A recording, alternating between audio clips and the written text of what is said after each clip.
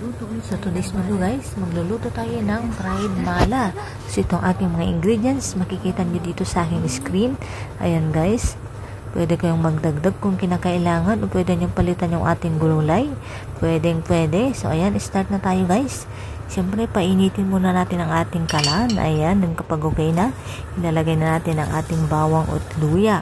Ayan, pinitpit ko lang itong bawang dahil ayaw talaga ng amo ko ang lasa ng bawang. Ayan. Kaya dinaskartehan ko na lang. And then, ipa-fry lang muna natin gamit ang oil ng ating mala. And then, maglalagay na tayo ng kaunting paste. Ayan, igisa-gisa lang natin yan guys. Kung gusto nyo ng mas spicy, pwede nyo dagdagan. Pero kung hindi nyo naman kaya, pwede nyo ring bawasan. Ayan, kayo nang mag-chansa guys. Ilalagay na natin ang ating luncheon meat at saka ang ating cheesecake. Ayan, siyempre, igisa-gisa lang natin yan guys. Ayan, yung ating meatball, cheese meatball, pinakulo ko muna yan guys. Kailangan lahat ng ingredient 70% cook na. Ayan, para hindi siya masyadong malambot. And then, ilalagay natin ating fish dumpling. Ayan guys.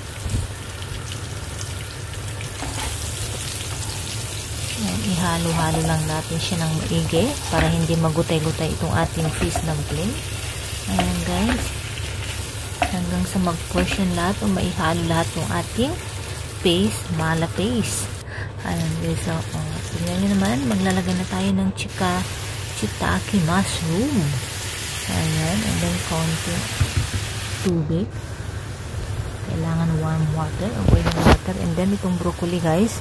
And again, pwede kayong maglagay ng iba't ibang klase ng gulay na inyong gugustuhin. At syempre, blinans ko muna o pinakulo ang aking broccoli 70%. Ayan, kaya naman tignan nyo, green na green.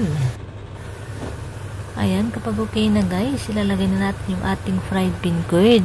Hindi pwedeng wala ito guys, dahil ito talaga yung nagpapadagdag o nagbibigay ng masarap na lasa dito sa ating fried mala.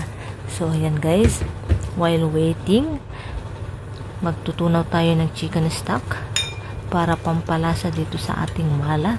Ayan, tinunaw ko siya ng mainit na tubig.